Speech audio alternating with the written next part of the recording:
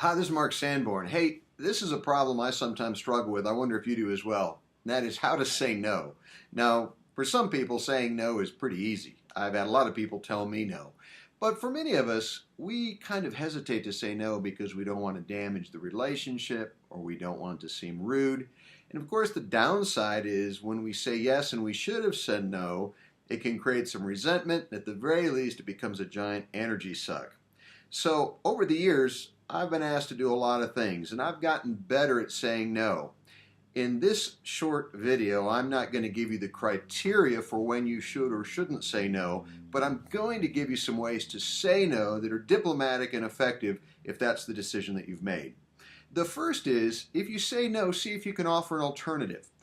Sometimes I'm asked to do something and I can't do exactly nor want to do what I'm being asked, but I'm willing to do something different and I'll suggest an alternative. It's up to that person to determine whether or not the alternative is satisfactory, but at least I haven't flatly turned them down. Another idea, and I don't know where I originally read this, but I think it's really helpful, is to say, would you do me a favor and allow me to say no?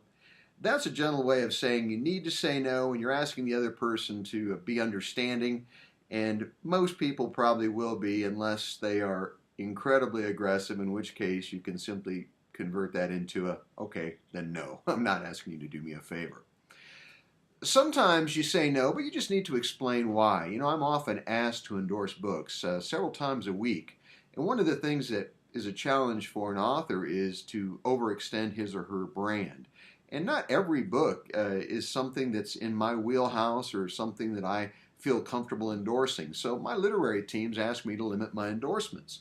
And I will explain why I'm turning the person down because of that situation.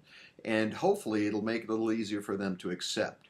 Another thing I think that's important is just to reassure the person of your value for them. I'll often say, I hope you don't think this has any reflection on you, because it doesn't. But the situation requires that I say no.